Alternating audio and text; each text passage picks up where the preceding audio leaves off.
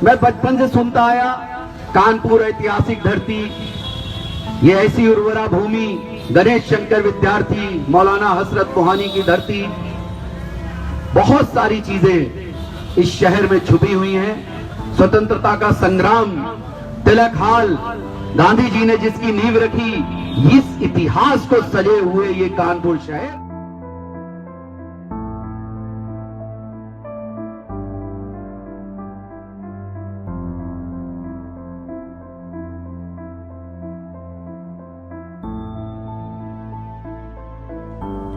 नमस्कार। आज ballot box India की टीम है लखनऊ शहर में। राजनीतिक नवप्रवर्तकों की खोज के अंतर्गत आज हमारे साथ हैं कांग्रेस पार्टी के प्रदेश महासचिव शरद मिश्रा जी। आइए आज इन्हीं के माध्यम से इन्हीं के बारे में जानने का प्रयास करते हैं। सर, आपका बैलेट बॉक्स इंडिया पर हार्दिक स्वागत है। हमारा आपसे पहला प्रश्न है, आप अपने बारे में बताएं। शिक्षा, अनुभव, जीवनी और राजनीतिक परिवार क्षेत्र में आपका आगमन कैसे हुआ?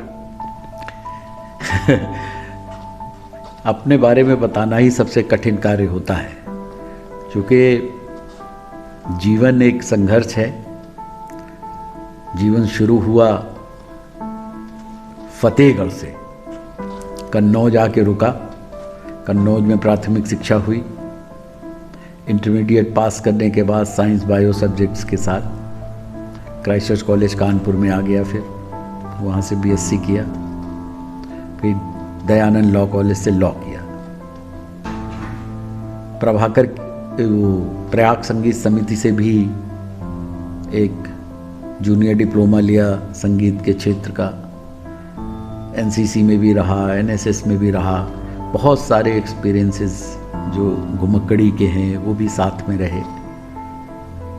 कुल मिला करके जो राजनीति में आने का और राजनीति करने का जो प्रश्न है आपका, हमारी माता जी रिटायर्ड प्रधानाचार्य स्वरूप थी और वो अब नहीं है हमारे बीच। वो शुरू से मेरे घर में एक इंदिरा जी के प्रति उनका एक भाव था कि वो उनसे प्रभावित थी माता जी मेरी।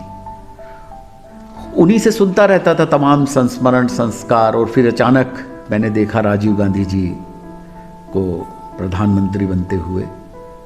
वो प्रथम बार जब मैंने उनको देखा, गंगा पुल का उद्घाटन करते हुए, शीला दीक्षित जी हमारे यहाँ से थी और विजय सारस्वत जी NSUI के अध्यक्ष थे, वो मिले मुझे। तो मैं राजीव जी को देख करके आकर्षित हुआ।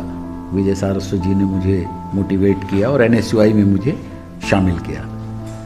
मैं शहर अध्यक्ष रहा, फिर ज़िला अध्यक्ष हुआ, प्रदेश में महामंत्री रहा, फिर यूथ कांग्रेस में महामंत्री रहा। सद्भावना के सिपाही एक सुनील दत्त जी के ने संस्था बनाई थी, उसके राष्ट्रीय अध्यक्ष थे वो। उसमें मैं स्टेट सेक्रेटरी रहा, प्रदेश कांग्रेस कमेटी में सदस्य रहा।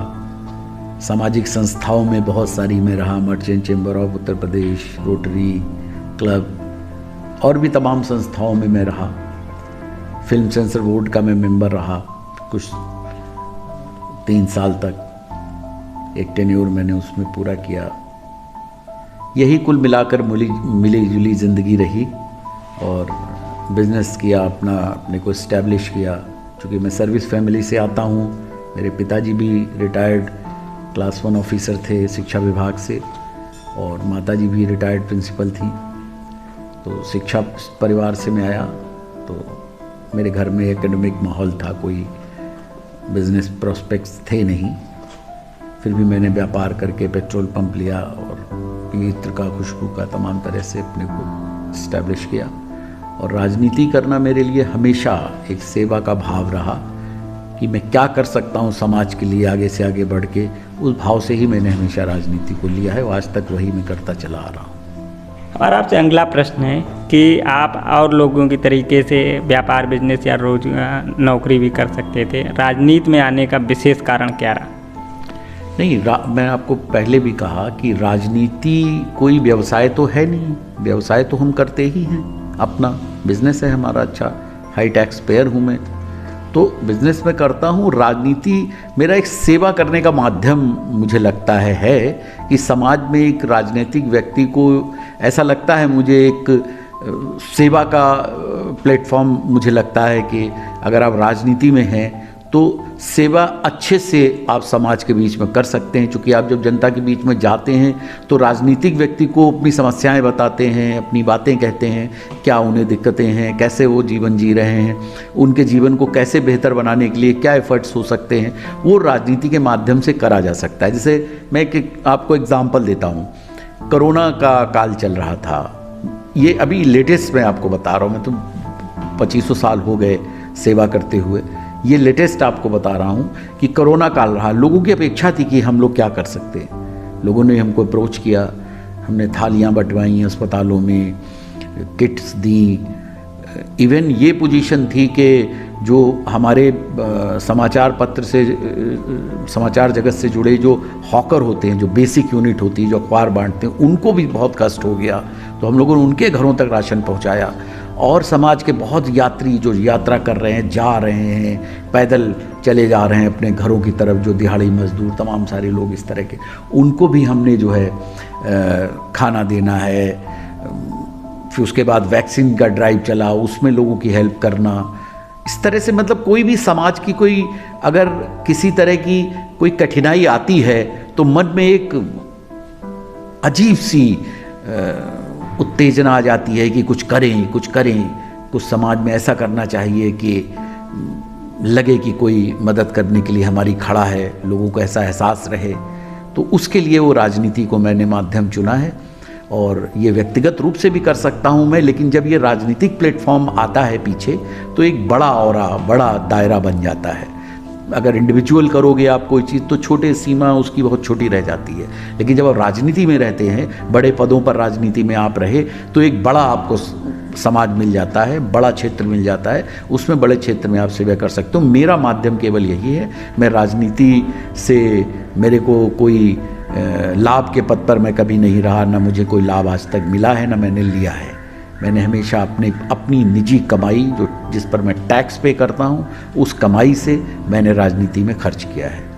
हमारा आपसे अगला प्रश्न है, आपके क्षेत्र की प्रमुख 5 समस्याएं क्या हैं जिन पे आपने अभी तक काम किया, या भविष्य में आपको मौका मिलता तो आप उस पर काम जरूर करेंगे? देखिए, समस्याएं अगर आप उन पर जाएंगे तो 5 नहीं 50 समस्याएं हैं। कारण क्या है कि आदमी को उम्मीद रहती है हमेशा, शर्ट मिल गई तो बास्केट चाहिए, बास्केट मिल गई तो कोट चाहिए, कोट मिल गई तो ये एक महत्वाकांक्षा से जुड़ी बहुत सारी चीज़ें होती हैं। लेकिन मेरा अपना मानना है कि बेसिक चीज़ें, रोटी, कपड़ा, मकान, स्वास्थ्य और शिक्षा, ये अगर 5 चीज़ें हम लोगों को बहुत अच्छी सहूलियत के साथ उपलब्ध करा पाएँ तो वही जीवन की सार्थकता वहीं पर है। अगर हम फ्री शिक्षा दे पाएँ, अच्छी शिक्षा दे पाएँ, स्वास्थ्य लोगों का ठीक रहे, इसका वातावरण बना पाएँ, और चिकित्सा व्यवस्था उत्तम क्वालिटी की हम करवा पाएँ, लोग अपनी जिम्मेदारी समझें, और रोटी, कपड़ा, मकान एक बेसिक ज़रूरतें हैं लोगों की, सड़कों के इंफ्रास्ट्रक्चर जो हैं, लिंकिंग रोड्स, जैसे मेरा सोच रहता है कि जो हाईवे हैं, बड़े हाईवे, एक्सप्रेसवे, उनको लिंक करने के भी एक्सप्रेसवे बने, ट्रेनें जो हैं वो समय से चलें और साफ़ सफाई रहे। तो तमाम चीज़ें ऐसी हैं जो अभी अछूती रह गई हैं। बहुत सारी चीज़ें गांव में अभी भी लोगों को जागृति नहीं है कि स्वास्थ्य को कैसे हम सकुशल जीवन जी सकें। जीवन की एक जो चर्या है उसके प्रति आदमी लापरवाह है, उनमें कैसे जागरूकता लाएं, ये सब चीज़ें मेरे मन में घूमती रहती हैं। तो समस्याओं की बजाय हम जागरूकता पर अगर ध्यान दें, आदमी जागरूक हो जाए कि किस समय उसको क्या चीज़ करना चाहिए, अगर इन चीज़ों को लेकर के हम समाज को जागृत कर पाएँ तो लगता है हमने अपने जीवन में बहुत बड़ी भूमिका अदा कर ली है। और आपसे अगला प्रश्न है कि आपके मुताबिक भारत की प्रमुख समस्याएं क्या हैं जिन पर सरकारों को विशेष ध्यान देने की आवश्यकता है, उस पर आपके मुताबिक अगर कोई समाधान हो? देखिए, मैं एक बात कहूँ, ये लोकतंत्र है, तो हर सरकार जो आती है वो एक घोषणा पत्र को लेके आती है, जनता के सामने वायदे देती है कि हम जब सरकार बनाएंगे तो ये करेंगे। और मेरा अपना मानना ये है कि सरकारें उसे करने का प्रयास भी करती हैं, और ऐसा मुझे लगता है कि कुछ सरकारें अच्छा करती हैं, कुछ सरकारें भ्रष्टाचार के भेंट चढ़ जाती हैं। तो जो अच्छा काम करती हैं सरकारें, जैसे मैं कांग्रेस की सरकार की बात करता हूँ, मनमोहन सिंह जी की सरकार के टाइम में हमारी जीडीपी ग्रोथ बढ़ रही थी, पेट्रोल डीजल भी अपेक्षाकृत ठीक दाम पे थे, महंगाई कंट्रोल में आ जाती थी, समाज में समरसता थी। तो बहुत सारी चीज़ें ऐसी हैं जो सरकारों को करना चाहिए। सबसे पहला जो कार्य है सरकार का वो ये होना चाहिए कि समाज में ये संदेश न जाने पावे कि कहीं कोई टकराव की स्थिति है, जातीय टकराव हो, धार्मिक टकराव हो, वर्ण टकराव हो, किसी तरह का टकराव नहीं होना चाहिए, समरसता होनी चाहिए समाज के अंदर। और खुशहाली लाने का सबसे बड़ा जो प्लेटफॉर्म है, दरवाज़ा खुलता है, वो इसी से खुलता है। अगर हम निर्भीक होकर के और अपनी बात को कह पाएंगे, अगर हमें ये लगेगा कि हम यहाँ पर अपना यूनिट लगा पा सकते हैं, यहाँ पर हम व्यापार कर सकते हैं, हम सुरक्षित हैं, हम हर तरह से जो भी साधन हैं उनको अवेल कर सकते हैं, तो हमारे लिए चीज़ों को करना आसान हो जाता है।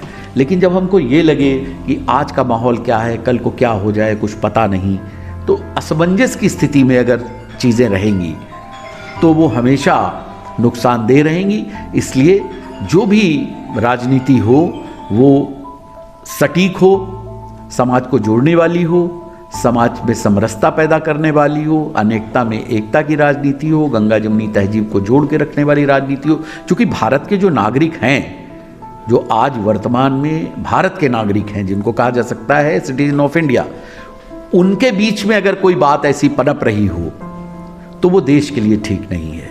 इसे रोकना चाहिए सरकारों को, और रोकती हैं हमारी सरकारें इस चीज़ों को।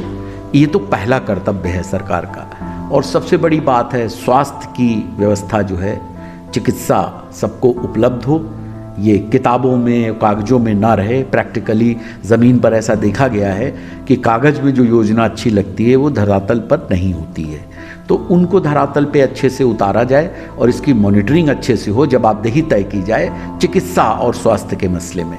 दूसरी बात सबसे बड़ी है, जो हमारी खाद्यान्न योजनाएं चलती हैं, फूड गारंटी है, तमाम तरह की योजनाएं हैं, स्कीमें चलती हैं कि कोई भूखा ना रह जाए। तो हमने भी अभी कोरोना में ये नारा ही दिया था, कोई भूखा ना रहे।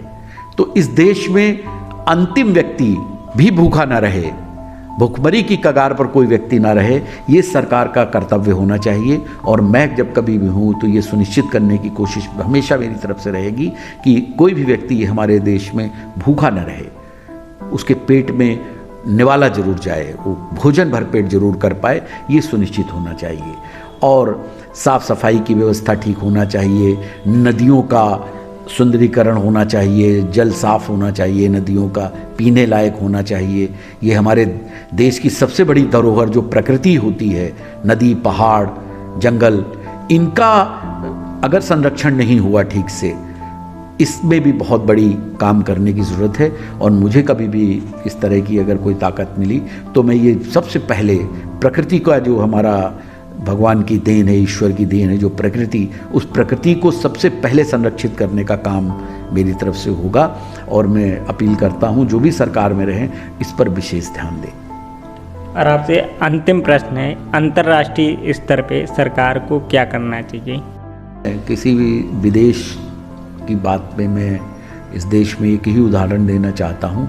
ये वो देश है जहाँ पर कांग्रेस सरकार थी, नरसिंह राव जी प्रधानमंत्री थे, सलमान खुर्शीद साहब विदेश राज्य मंत्री थे। नेता विरोधी दल अटल बिहारी वाजपेयी जी को भारत का पक्ष रखने के लिए संयुक्त राष्ट्र में भारत सरकार ने भेजा। ये वो देश है। यही संदेश इस देश को हमेशा देते रहना चाहिए कि बाकी अंदर की समस्याएं हर देश में होती हैं, और समस्याएं नहीं होंगी तो जीवन कैसे चलेगा। जीवन समस्याओं को सुलझाने का ही नाम है।